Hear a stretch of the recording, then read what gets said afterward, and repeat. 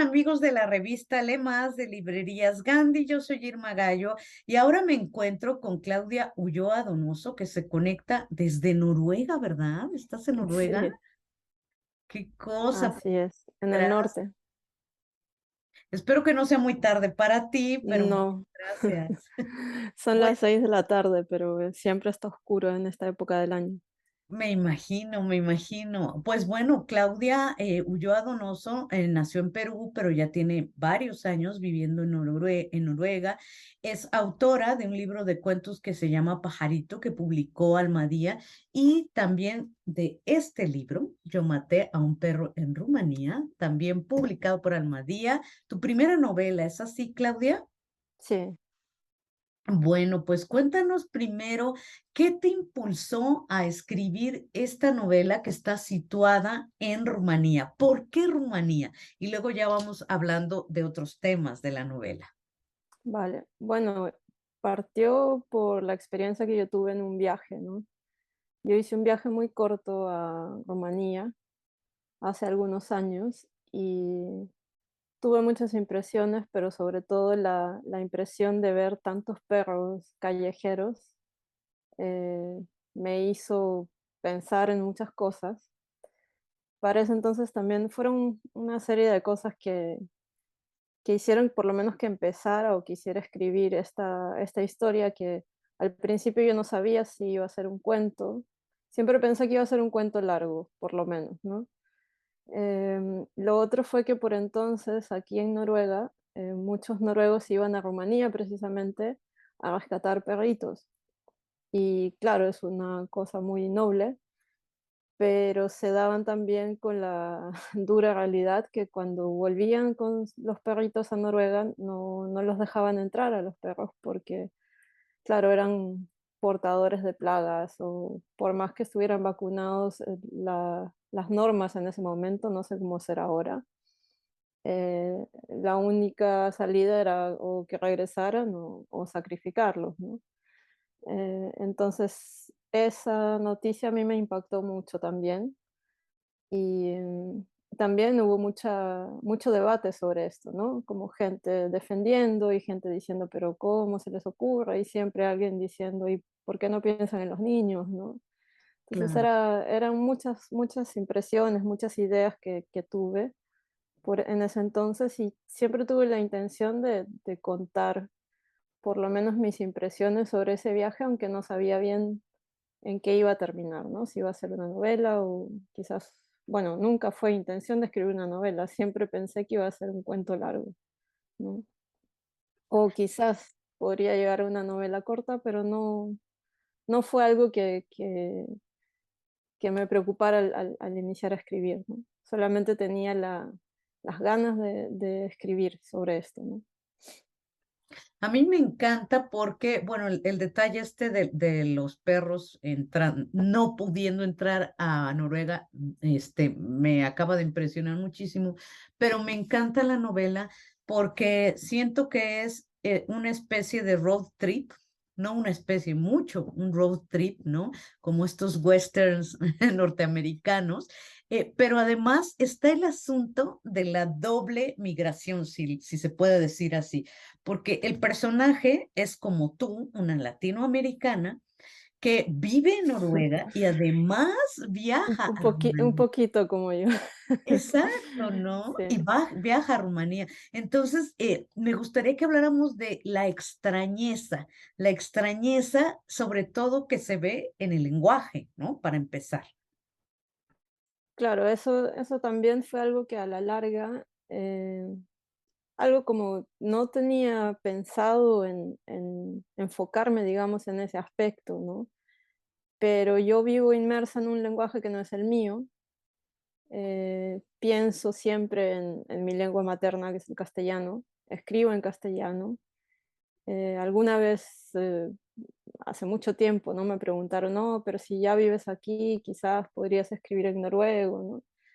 Y claro, uno se deja un poco como seducir por la idea y puedo decir que traté, pero el intento no me duró más de horas, ¿no? Porque era algo que no salía, ¿no? Y no iba a salir. Y en ese momento también me di cuenta de que si yo empezaba a forzar ese noruego y a, digamos, a callar o a tapar mi castellano, iba a tener un noruego falso o superficial o mal hablado, por decirlo de alguna manera, y iba a perder esa cosa, ¿no? Que yo tengo con mi propio idioma, que es como es un escape, es un refugio, es mi interior, ¿no? Bueno, no solamente yo, sino todas las personas que piensan en su lengua materna, ¿no? Entonces dije, no, me voy a olvidar, ya vivo acá, ya trabajo acá, ya tengo muchas cosas acá, ya hablo noruego todo el día, entonces eso lo voy a dejar para mí, ¿no? El escribir y el reflexionar también en mi idioma materno. Y bueno, y ya que soy inmigrante, entonces siempre uno se encuentra con gentes de otros lados que no necesariamente son escritores, pero tienen esta misma sensación, ¿no? Yo no quiero empezar a pensar en noruego, no en el punto de pensar como, digamos, en el día a día, yo pienso en noruego, ¿no? Pero son cosas muy prácticas o cotidianas. Pero el hecho, por ejemplo, de juntarnos a tomar algo y hacer una reflexión sobre ciertos temas, conversaciones, siempre hemos llegado a la conclusión con mis amigos hispanohablantes que se siente muy bien, se siente liberador, no importa de lo que hablemos, ¿no? Entonces, eso lo comprendí aún más cuando no tuve ¿cómo decir? Reflexioné, digamos, sobre qué es lo de vivir en un país donde no hablo mi idioma, escribir en mi idioma materno y desenvolverme también con otros idiomas que no hablo, pero tengo amigos, por ejemplo, de Rumanía, de África, de, no sé, de muchas otras partes, ¿no? Tengo una amiga china, por ejemplo, que es muy, muy buena amiga, ¿no? Y a veces yo digo, yo creo que si tú hablaras en chino y yo hablara en español, nos entenderíamos igual, ¿no? Tengo una amiga japonesa, ¿no? Entonces esas reflexiones sobre el lenguaje, además por mi profesión, porque yo trabajo como profesora de español, y estaban ahí todo el tiempo, ¿no? Y supongo que fue el lugar preciso para que aparezcan en esta novela, ¿no? Sí, fíjate, es muy interesante. Por ejemplo, el personaje de Mihai, lo anoté aquí porque con estos nombres me hago bolas, tú me perdonarás. El personaje de Mihai, también ahí hay un cambio porque en su tierra, en Rumanía, se llama Ovidiu, ¿no? Entonces, la serie de operaciones mentales que hace esta protagonista estando ahí, oyendo esta otra lengua que tampoco, que es la lengua de su amigo, pero no es su lengua, y tratando de hacer todas estas operaciones mentales todo el tiempo. Yo no sé, cuando se queda dormida casi siempre en la carretera o cuando llegan a a la ceremonia esta luctuosa que van a hacer por el aniversario luctuoso del padre de Mijaí, que llegan a este pueblo. eh, y esta, siento que está muy cansada y no sé si tenga que ver por estas operaciones mentales que está haciendo todo el tiempo, no solo por los nombres y por el idioma, sino por aprender con H este nuevo mundo. No sé qué nos podrías decir al respecto. Seguramente sí, ¿no? Cuando dices la personaje se parece a ti, pero bueno, yo no, yo no tomo calmantes a punta pala, ¿no? Pero es una muchacha que está totalmente adormecida todo el tiempo, ¿no? Que sí, que ha sido, parece esa su manera de estar por mucho tiempo, porque no sabemos bien por qué está así, pero busca desesperadamente no estar, continuar adormecida, ¿no? Casi no sentir, o sea, estar ahí, pero y más o menos eso es una manera de sobrevivir, ¿no? Eh, y llega pues llega a un funeral, pero realmente llega a la vida, ¿no? Porque despierta, ¿no? Despierta, tiene que hacer cosas, tiene que interactuar con su amigo, ¿no? Tiene que ver su mundo, y a la vez no es como que tiene que, pero lo empieza a entender, lo empieza a analizar, lo empieza a ver desde otra forma, ¿no? Y eso hace digamos, que despierte dentro de su adormecimiento, ¿no? Y creo que eso también tiene un poco que ver con el hecho del lenguaje, ¿no? Uno está dormida, llega a un país, está dormida en un lenguaje porque no entiende, ¿no? A lo mejor está adormecida en su propio idioma, y una vez que entiende, al menos yo cuando llegué aquí y empecé a entender cosas, todos los días era como una, "Ah, mira, hoy día entendí esto, ¿no? Ya sabía de lo que estaban hablando y siempre lo escuchaba, pero no entendía, pero hoy día entendí, ¿no? Como una epifanía casi, ¿no? Ay, hoy día entendí, hoy día comprendí, ¿no? Hoy día comprendí que esto significa la tarjeta del autobús de distancias largas, ponte, ¿no? Y a veces eran cosas muy, muy elementales, ¿no? Y hasta ahora me pasa eso, claro, en menor medida porque ya tengo más vocabulario, pero hace poco, he regresado hace poco de Lima y estuve pues en el aeropuerto de Oslo y no sé qué palabra fue que escuché y no entendí, pero digamos, la entendí sin entender, ¿no? Y después fui al diccionario y dije, ah, bueno, sí, esto era, ¿no? Y la apunté porque yo no sabía cómo se decía, ¿no? Entonces esas cosas a mí me hicieron como pensar mucho y quizás, no quizás, es que aparecen en el personaje dada su situación, ¿no? Oye, y también hay otro tema ahí, creo que está adentro de la novela, de estos países, no sé cómo decírmelos, porque a mí me choca hablar de tercer mundo y primer mundo, pero bueno, de países periféricos, por decirlo de algún modo, o de países no tan ricos, ¿no? Como en este caso Rumanía con respecto a Noruega, ¿no? Y lo que significa también para el personaje masculino, para Mijail Ovidiu, regresar a su tierra, ¿no? O sea, ella, la protagonista, está incómoda, pero él también está incómodo. El llegar a casa de la tía, y luego trayéndola a ella y todo esto es también un choque. Y el descubrir cómo vive su hermano Petrus, ¿no?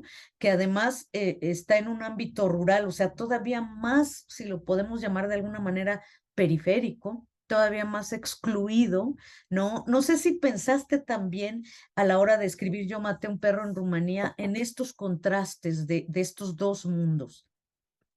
No mucho, la verdad, pero ahora que tú ahora que me lo narras, tengo la idea que es como un viaje en capas, ¿no? Y fue precisamente lo que yo hice sin pensar, hoy voy a escribir sobre un viaje en capas, ¿no? Pero todos los viajes, y ahora es el momento preciso para hablar de viajes porque recién he vuelto de Lima, tienen unas capas, ¿no? Uno llega, la primera capa es uno solito en el aeropuerto con los documentos, mirándote si es que tienes la documentación de ese país y si no la tienes, de dónde eres, ¿no? Recuerdo que ahora que estuve en México, cuando llegué, la primera pregunta que me hicieron fue por tenía el pasaporte de aquí, el pasaporte noruego, porque yo me he nacionalizado y hace unos años, y entonces me preguntó la funcionaria, me dijo, ¿por qué hablas español? ¿No? Y a mí me dio una risa, ¿no? Porque ¿cómo te respondo eso? Casi que podría dar una, no sé, una charla sobre eso de varias horas de por qué hablo español, ¿no? Entonces le dije, bueno, soy de origen peruana, soy peruana también, pero me he nacionalizado hace poco, ¿no? Pero esa palabra me acuerdo que me quedó mucho, ¿no? ¿Por qué hablas español, no? Y esa es una capa de un viaje, ¿no? El encuentro, por ejemplo, con las instituciones o con lo público. Otra capa, que ahora hablo por este viaje que he hecho yo a Lima, es el encuentro con tu familia, ¿no? Con tu propia familia, que nunca es lo mismo. Tus padres envejecen, tus hermanos cambian, envejecen, hay más niños, algunos fallecen, ¿no? Sobre todo después de pandemia, son muchas capas, ¿no? Son como ir desenterrando o abriendo con una cuchillita todas esas capas que nos hemos perdido y al mismo tiempo estamos y no estamos, ¿no? Porque lo podemos ver de afuera como, no sé cómo decirlo, como el cirujano, como el arqueólogo, y adentro también, porque nosotros estamos ahí, ¿no? Siempre estamos ahí presentes aunque no estemos, ¿no? Porque a pesar de la distancia mantenemos la comunicación con la familia y uno se entera de las cosas o necesita estar presente para ciertas cosas, ¿no? Presente aunque no esté presente, ¿no? Por la videocámara, por una llamada, por un mensaje, por un documento.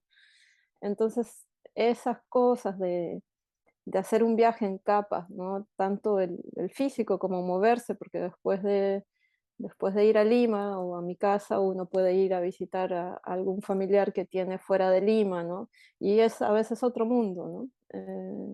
A pesar de que somos familia, a pesar de que somos muy cercanos, ¿no? Tanto su manera de pensar como sus casas, su manera de hablar, de vivir es totalmente distinta, ¿no? Entonces todo el tiempo uno en un viaje está haciendo varios viajes, ¿no? Dentro de ese aparentemente un solo viaje, ¿no? Y así podría hablar de mi viaje que hice ahora a México, ¿no? Estuve en Ciudad de México, en Oaxaca, me tomé unos días solita en Puerto Escondido, ¿no?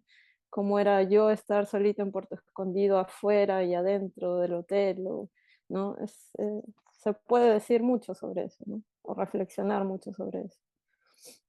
Oye, y bueno, escribiste toda una novela, dices, pensé que iba a ser un cuento, luego un cuento largo, quedó una novela de 360 páginas, una cosa así. ¿Qué fue lo que más a ti te fascinó de Rumanía o lo que más te choqueó, pues? O sea, en la novela está la experiencia de Claudia Ulloa Donoso a través de la ficción, de este personaje de ficción, como bien dices, tú no tomas calmantes, tú no eres. No, tampoco Entonces, soy tan dramática, o por ni lo tan menos así. trato de, ni tan pesada, ¿no? Porque Ah, hubo un momento que llegué a pensar, ay, esta chica está quejándose, está llorando todo el día, está diciendo, ay, pero qué triste, qué miserable todo, ¿no? Y me daban ganas de dejar de escribir, y de hecho dejaba de escribir y dije, no, esto es un llanto, ¿no? Esto es un muro de los lamentos, no sé cómo llamarlo. Y perdía mucho esas ganas, ¿no? De seguir con el texto, ¿no? O también tenía imágenes que había visto en el viaje, pero eran imposibles ya ¿cómo decirle?, reproducirlas de alguna manera porque ya habían pasado muchos años, ¿no? A mí me impactó, te digo, lo primero, la imagen de los perros, es que hay muchos, muchos perros callejeros por todos lados, ¿no? En las ciudades también, porque la mayoría del tiempo yo la pasé en Bucarest, visité muy poco la parte rural, pero lo que vi fue sobre todo Bucarest, ¿no? Y mi impresión también de la lengua rumana, ¿no? Porque al principio uno no entiende nada, pero es una lengua como tiene bastantes cosas en común con la nuestra, y no sé cómo uno va escuchando y va entendiendo al menos una o dos palabritas, ¿no? O va leyendo y, y sí, hace ¿cómo se dice? Una asociación y más o menos se entienden, obviamente no totalmente el discurso, pero más o menos algunas palabras y se puede deducir de qué se habla, ¿no? Si se está hablando de comida, de política, de religión, de algún chisme, ¿no? De alguna persona, entonces, y eso me pasó y también fue eso como que me sorprendió, ¿no? Que en un país que fui, digamos, por casualidad, de pronto empezaba a escuchar cosas y claro, y uno empieza a fantasear, ¿no? ¿Y qué hubiera pasado si yo hubiera nacido aquí, ¿no? ¿Qué tipo de rumana sería? ¿Qué estaría haciendo? ¿Dónde viviría? ¿No? ¿A qué me dedicaría? Esas cosas, ¿no? fíjate que ahora que mencionas lo del lenguaje es muy interesante porque ahora vino a la FIL de Guadalajara en diciembre Mircea Cărtărescu, Ah, incluso mira. ganó el premio, ¿no? FIL de literatura en lenguas rumanas y también una poeta que vive en España, que es rumana, que se llama Ioana Gruia. Entonces, platicamos acá en la revista Alemás con ambos y encontramos esto que dices. Bueno, Joana se expresa totalmente en español, escribe incluso en castellano, pero esto que dices de la lengua rumana, de cómo se parece mucho entre a un italiano antiguo, una cosa así, y al castellano. No sé si esa experiencia para ti significó sentirte un poco menos extraña en este territorio nuevo.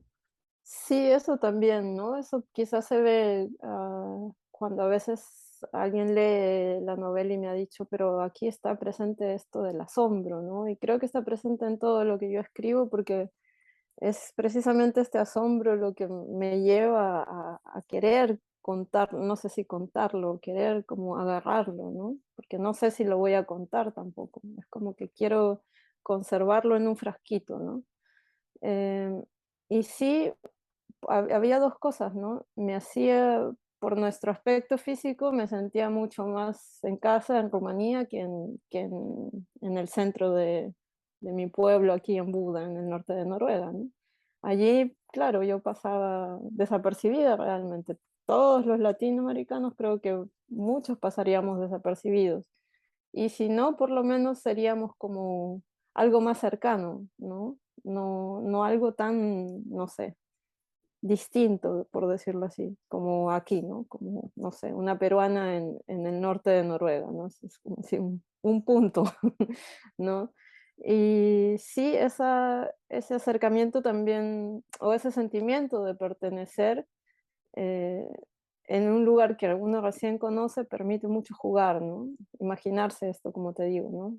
¿Quién hubiera sido yo? O quizás yo sería amiga de esa chica o estaría con ese chico, tomaría ese transporte, ¿no? Y le da mucho a la imaginación. Oye, Claudia, siendo una peruana que vive en Noruega, que como nos has explicado, el castellano sigue siendo tu lengua de aquí para adentro, ¿no? ¿Cuáles son tus referencias literarias? Digamos, ¿quiénes son los autores que lees, que más disfrutas? ¿Cuáles han sido como estos libros que han marcado tu vida como lectora y ahora como escritora? Yo he leído mucha poesía y creo que lo que yo empecé a escribir cuando tenía 13, 14 años.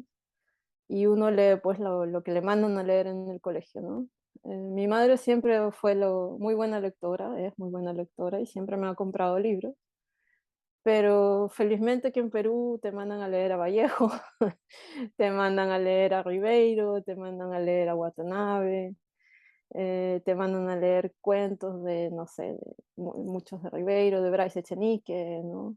Toda esa literatura peruana del colegio, no sé, poesía de Eilson, ¿no?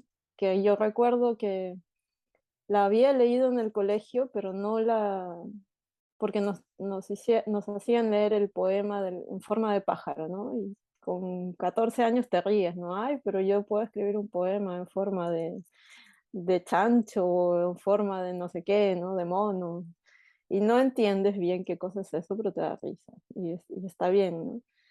Pero ya después de que yo he salido del Perú, digamos, no solamente me he vuelto a encontrar y por pura casualidad con la poesía de Eyerson, y ella como que me he sumergido, lo he entendido, ¿no? Porque también creo que a veces hay ciertos momentos en la vida de uno donde uno está más abierto a entender ciertas cosas, ¿no?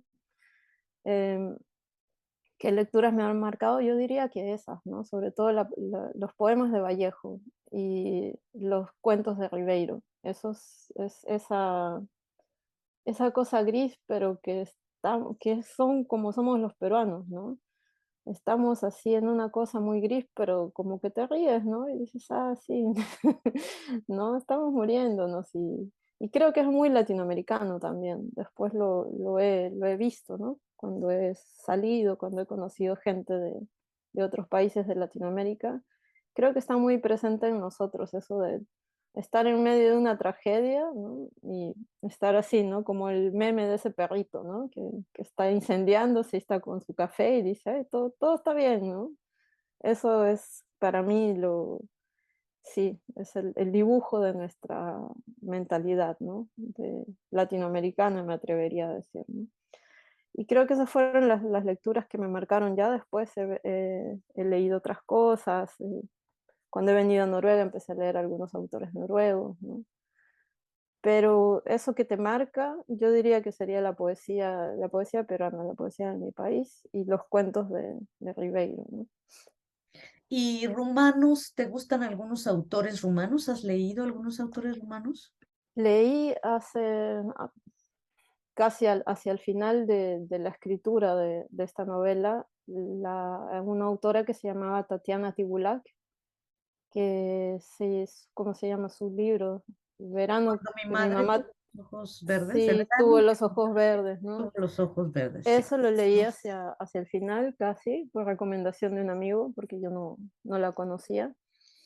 Y había leído a Cartarescu en su cuento este ruletista que me impresionó mucho, ¿no?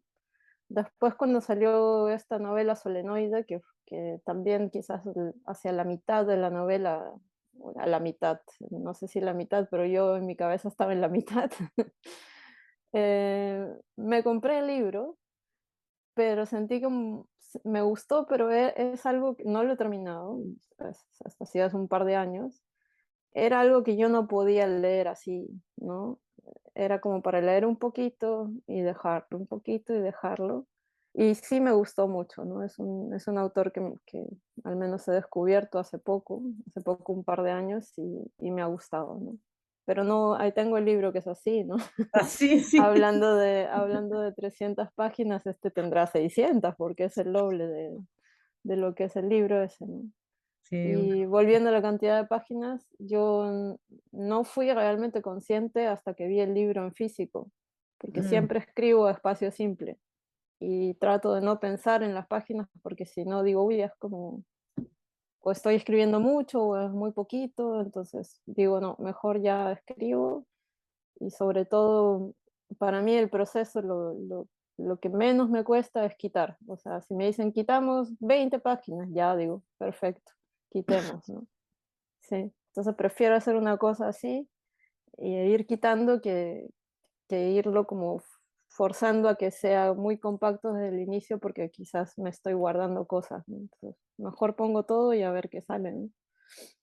fíjate que qué bueno que hablas de tu proceso de escritura, porque una de las preguntas que yo te quería hacer es, ¿por qué escribes? Yo sé que eso puedes darme una respuesta como de 2 horas, pero bueno, tratando un poco de pensar, eh, ¿cómo es que dijiste yo quiero ser escritora o yo voy a vivir de escribir? ¿Por qué? ¿Por qué escribe Claudia Ulloa Donoso?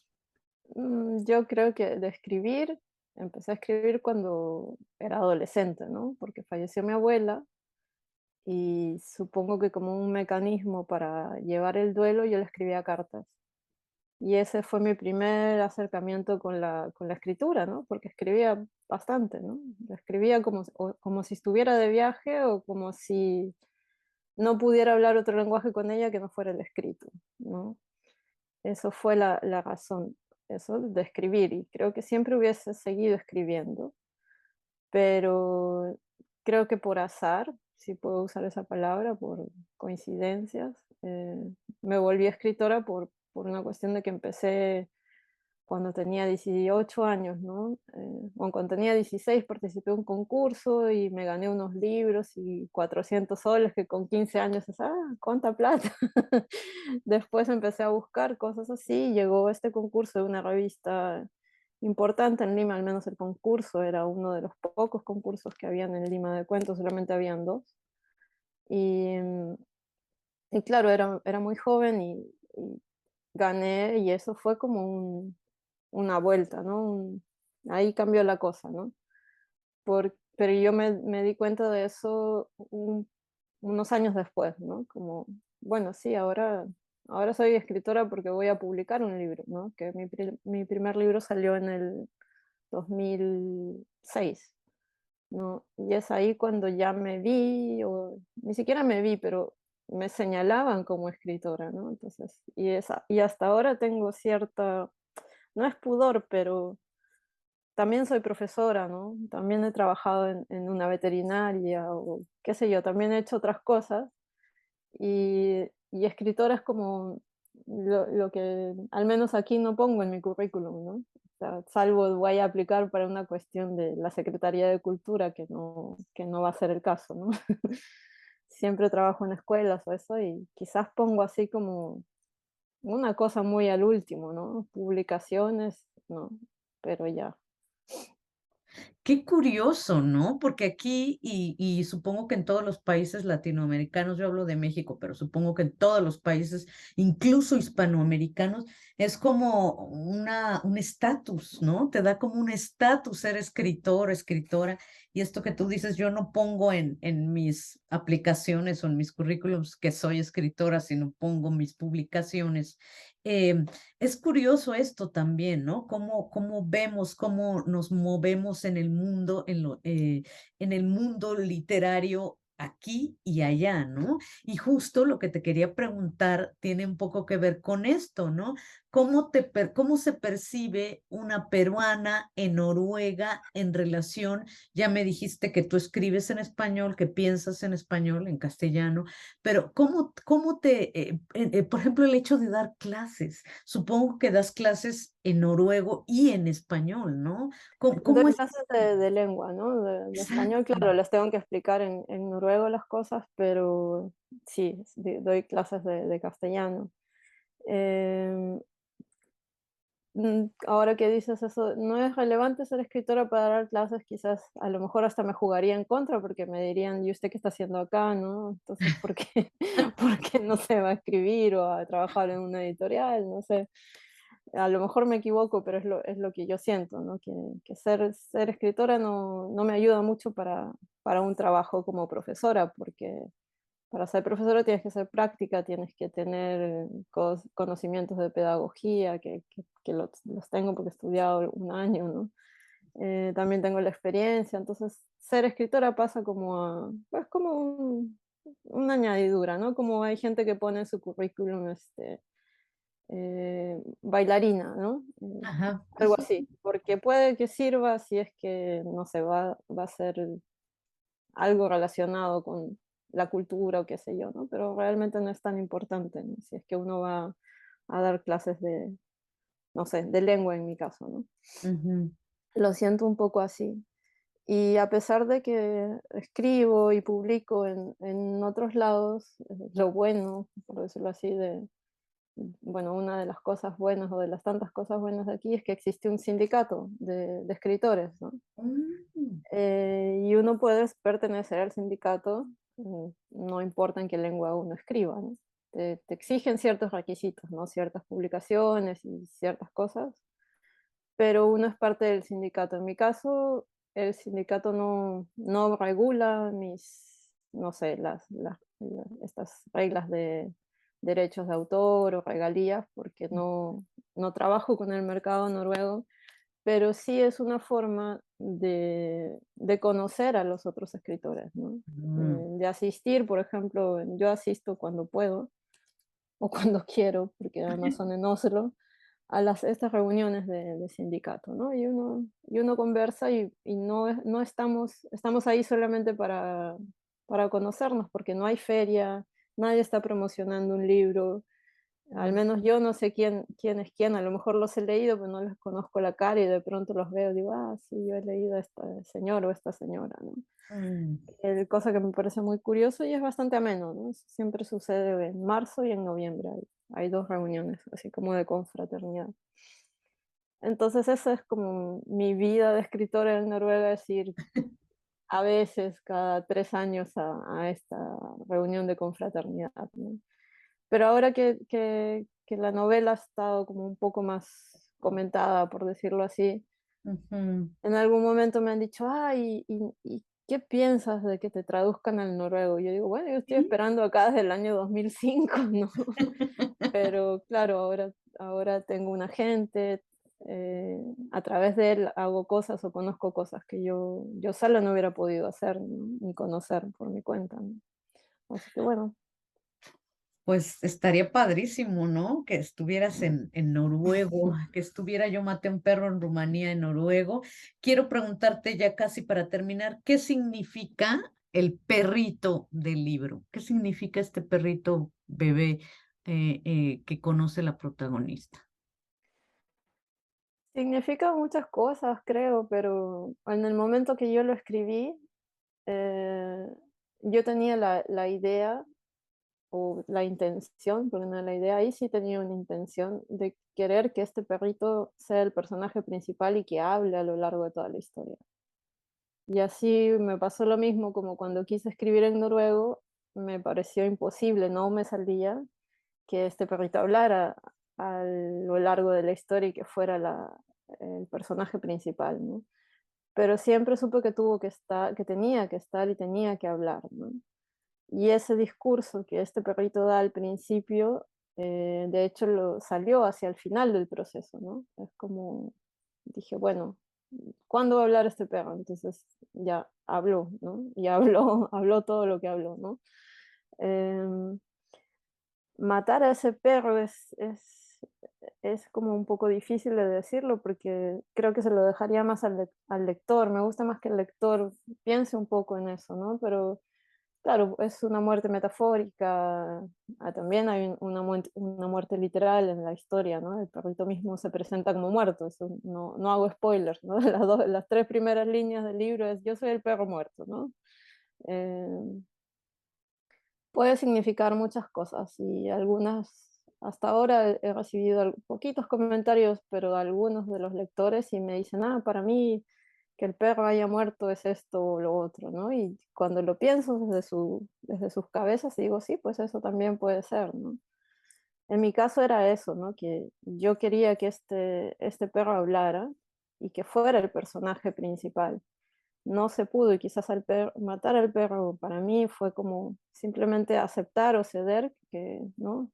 Hay cosas que no, que no resultan de como uno las quiere hacer, ¿no? Y sin embargo siguen ahí, ¿no? Están ahí y se pueden presentar de otra forma, ¿no? O sea, sí, más que matar, se transforma el perro, ¿no? En otra cosa. Pero está padre porque esto que nos contaste al principio de que los perritos que quieren entrar, bueno, las personas que van, los noruegos que van a Rumanía a adoptar un perro y luego quieren entrar con el perrito a Noruega y ya no puede el perrito entrar, pues esto, digo, pensándolo así, que mejor que murió el perrito porque no Sí, hubiera podido regresar a Noruega. claro, Oye, no había de otra, sí. no había de otra. Y bueno, Claudia Ulloa, no soy yo, te agradezco mucho. Solo quiero preguntarte algo que a mí me intriga mucho, porque siento que la comida es parte de lo que somos. ¿Qué come una peruana, que además en Perú se come delicioso? ¿Qué come una peruana en Noruega? Ni me digas porque acabo de regresar de Perú. ¿Qué he comido hoy? He comido pasta con salsa de bote, ¿no? Pero me gusta mucho cocinar. Quizás no cocino para mí misma, pero si tengo invitados o alguien con quien compartir, sí trato de hacer algo, ¿no? No sé, alguna comida peruana. O también trabajé en un restaurante italiano por 2 años y bueno, tengo esa, esa experiencia, ¿no? Entonces, y siempre me ha gustado cocinar. De hecho, ahora tú me dices o me preguntaste hace un rato, Irma, ah, ¿cuándo fue que tú dijiste quiero ser escritora? Es que yo nunca dije eso, pero sí dije quiero ser cocinera. Eso quiero ser, ¿no? Cuando acabé el colegio. A mi mamá no le hizo mucha gracia, pero después me dijo, bueno, ya, te meteré a la escuela de hotelería, ¿no? Que no es lo mismo, pero por ahí va la cosa, ¿no? Y sí, eso es algo que siempre quise hacer, pero también llegando a trabajar en un restaurante me di cuenta que es súper matador, ¿no? O hay que ser el dueño del restaurante o ser, no sé, tener superpoderes para aguantar ese ritmo, ¿no? De trabajo. Fíjate. Pues te agradezco mucho y ha sido un placer de verdad conversar Gracias a contigo. ti. Un abrazo hasta Noruega. Gracias, otro para ti. Hasta Chao. luego.